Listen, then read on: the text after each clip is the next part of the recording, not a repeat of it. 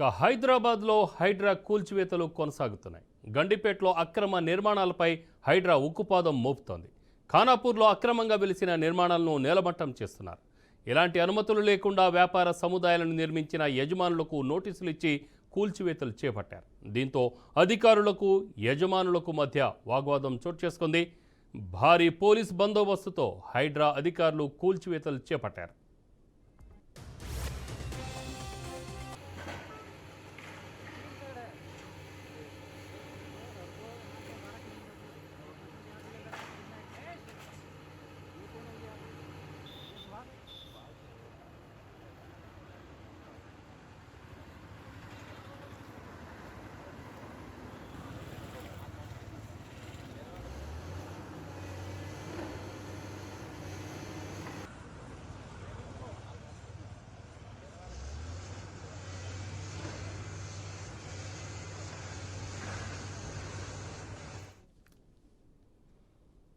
దీనిపై మరింత సమాచారం మా అవుట్పుట్ ఎడిటర్ రాములు గారు ఫోన్ లైన్లో అందిస్తారు. రామారావు, హైదరాబాద్లో అక్రమ నిర్మాణాలపై ఉక్కుపాదం మోపుతున్న హైడ్రా ఆదివారం నగర శివారు ప్రాంతాల్లో రంగారెడ్డి జిల్లా గండిపేట చెరువు ఎఫ్టీఎల్ బంపర్ జోన్లో నిర్మించిన భారీ భవనాలు, చెరువులో నిర్మించిన అపార్ట్మెంట్లను కూల్చివేసింది. అట్లాగే హైడ్రా కమిషనర్ రంగనాథ్ కూడా ఫిర్యాదులు రావడంతో హైదరాబాద్ మొత్తం ఎక్కడెక్కడ అక్రమ నిర్మాణాలు ఉన్నాయి, చెరువుల్లో అక్రమ నిర్మాణాలు చేపట్టడం జరిగింది. దీనిపైన ప్రభుత్వం దృష్టి కేంద్రీకరించినట్లు తెలుస్తుంది. ఈ నేపథ్యంలోనే మొత్తం చెరువులకు సంబంధించిన అక్రమ నిర్మాణాలకు సంబంధించిన ఏవైతున్నాయో వాటిని హైడ్రా బృందం రంగంలోకి దిగింది.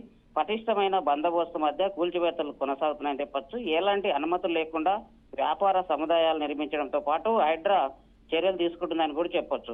కూల్చివేత సందర్భంగా అధికారులు కానీ యజమానులకు కానీ మధ్య తీవ్ర వాగ్వివాదం కూడా చోటు చేసుకుంది అనేది కూడా చెప్పొచ్చు.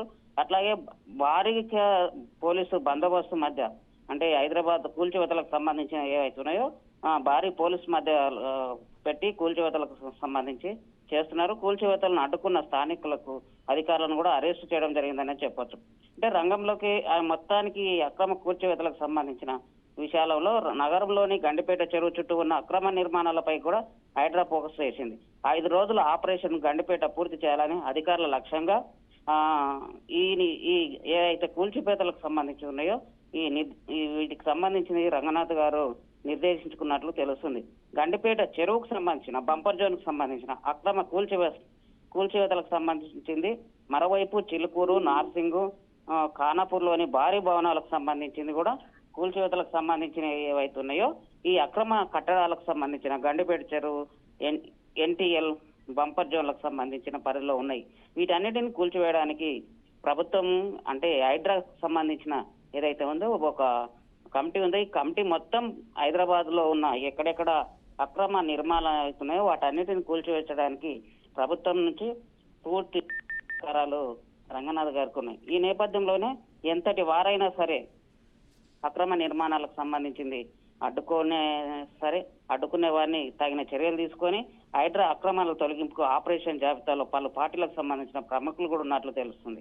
ఈ నేపథ్యంలోనే ఇందులో బీఆర్ఎస్ వర్కింగ్ ప్రెసిడెంట్ కేటీఆర్ కూడా జన్వాడ ఫామ్ హౌస్ సహా ప్రతిపక్ష పార్టీలకు నేతలకు సంబంధించిన అక్రమ నిర్మాణాలు కూడా ఎన్నో ఉన్నట్లు కూడా తెలుస్తున్నాయి.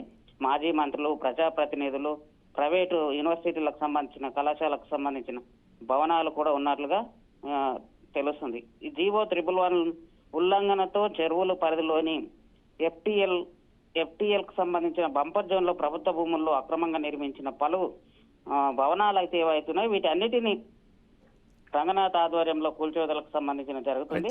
మొదలైన వీరంతా అంటే ఏదైతే ఈ హైడ్రా ఏదైతుందో హైడ్రా నేపథ్యంలోని మొత్తం తెలంగాణలో ఉన్న దీనికి సంబంధించిన హైదరాబాద్ కు సంబంధించిన ఏవైతే చెరువులు ఉన్నాయో చెరువుల పరిరక్షణ నేపథ్యంలోనే ఈ రోజు కాంగ్రెస్ గవర్నమెంట్ హైడ్రా ఏర్పాటు చేసి హైడ్రా నాయకత్వంలో, రంగనాథ్ నాయకత్వంలో ఈ చెరువులను అక్రమంగా నిర్మాణాలు ఏదైతే కూల్చివేతలు జరుగుతున్నాయని చెప్పుకోవచ్చు. రామారావు, అయితే రాము, ఒకవైపు నుంచి చూస్తే అంటే ఫ్లాట్ ఓనర్స్ ఎవరైతే ఉంటారు, ఇప్పుడు అక్కడైతే బడా బడా రియల్టర్స్ ఎవరైనా ఎఫ్టీఎల్ ఏరియాలో కబ్జా చేసేసి ఏమైనా చేస్తున్నారేమో, మేబీ వాళ్ళకేం పెద్ద కాకపోవచ్చు. కానీ చిన్న చిన్న అంటే కస్టమర్లు ఉంటారు.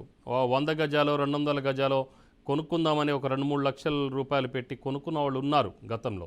మరి అలాంటి వాళ్లకు మరి ఎఫ్టీఎల్ అని చెప్పేసి తెలియక వాళ్ళు కొనుక్కున్నారు. వాళ్ళు ఇక్కడ అన్యాయం అయిపోతున్నారు కదా. ఇలాంటి దిశలో ప్రభుత్వం ఎందుకు వేరే విధంగా అంటే వారికి మేలు చేయాలి, పరిహారం దిశగా ఎందుకు దృష్టి పెట్టట్లేదు?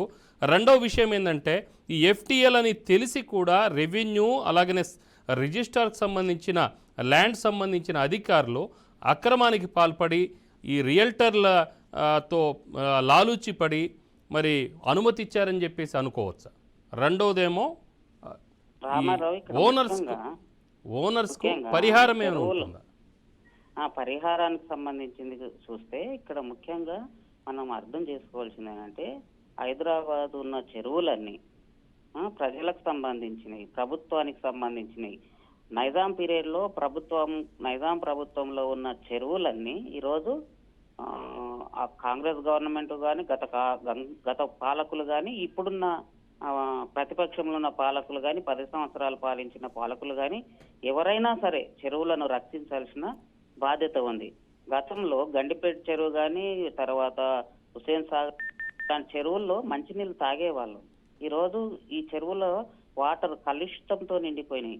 అంటే ఈ హైదరాబాద్ చుట్టుపక్కల చాలా చెరువులు ఉన్నాయి, హైదరాబాద్కు మంచినీళ్ళు అందించేవి. అట్లాంటి చెరువులన్నీ రోజు మూసివేతకు జరిగినాయి, అంటే ఆక్రమణకు గురైనాయి. ఇవన్నీ తెలిసే ప్రభుత్వాలు, పాలకు సంబంధించిన నాయకులు, రాజకీయ నాయకులు, ఎమ్మెల్యేలు, కార్పొరేటర్లు, ప్రజాప్రతినిధులు అందరూ ఎవరైతే అధికారంలో ఉంటారో వాళ్ళు చెరువులను కబ్జా చేయడం జరుగుతుంది.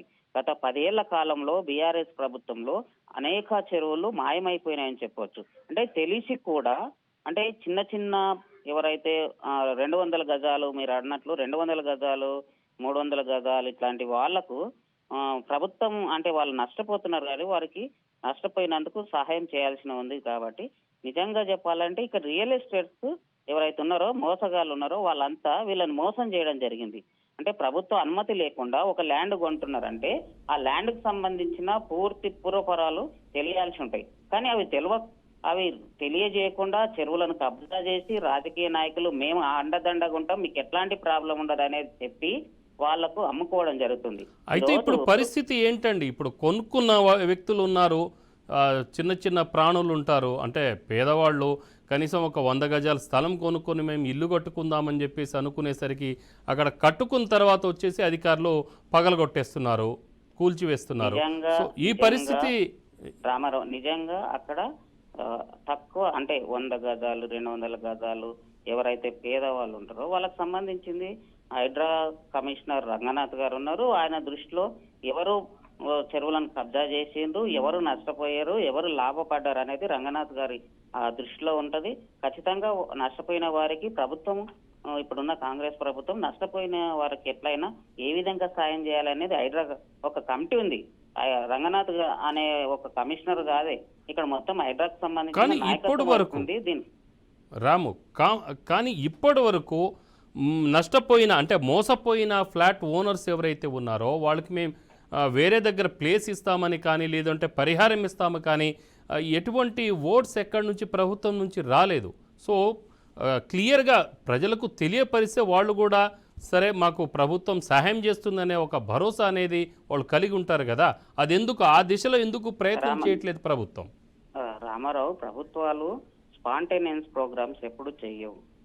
ఎందుకంటే ఒక ప్రణాళికాబద్ధంగా అక్కడ ఎంతమంది కబ్జాదారులు ఉన్నారు, ఎంతమంది పేద వాళ్ళు ఉన్నారు, ఎవరి ప్లాట్లు నష్టపోయినాయి, ఎవరికి ఏం నష్టం జరిగింది అనేది హైడ్రా కమిషనర్ వాళ్ళ నాయకత్వంలో ఉన్న టీం మొత్తం పరిశీలన చేసిన తర్వాత నిజాయితీగా నష్టపోయిన వాళ్ళు ఎవరైనా ఉంటే ప్లాట్ ఓనర్స్ ఉంటే వాళ్ళకి ప్రభుత్వం సహాయ సహకారాలు అందిస్తారని మనం అనుకోవచ్చు. కానీ మోసం చేస్తున్న ఎవరైతే ఉన్నారో ఇది చెరువులను కబ్జా చేసి భూస్వాములు కానీ లేదా రాజకీయ నాయకులు కానీ వ్యాపారస్తులు కానీ యూనివర్సిటీల పేర్లతో ల్యాండ్ను కబ్జా చేసిన వాళ్ళు ఎవరైతే ఉన్నారో వాళ్ళందరి దగ్గర ఖచ్చితంగా ముక్కు వెండి వసూలు చేసి ఆ సంబంధించిన ఆస్తులు ఏవైనా వాటన్నిటిని బయటికి రావడం జరుగుతుంది. నష్టపోయిన పేదవాళ్ళు ఎవరైతే ఉన్నారో వాళ్లకు సహాయ సహకారాలు అందించే వైపు రేవంత్ రెడ్డి చర్యలు తీసుకుంటారని కూడా మనం అనుకోవచ్చు. ఎందుకంటే ఎవరైతే కబ్జా చేస్తున్నారో భూస్వాములు లేదా పెట్టుబడిదారులు లేదా వ్యాపారస్తులు, యూనివర్సిటీల పేరుతో మోసం చేస్తున్న వాళ్ళు ఉన్నారో, కబ్జాదారులు ఉన్నారో వాళ్ళందరిపైన ఖచ్చితమైన చర్యలు తీసుకుంటారు.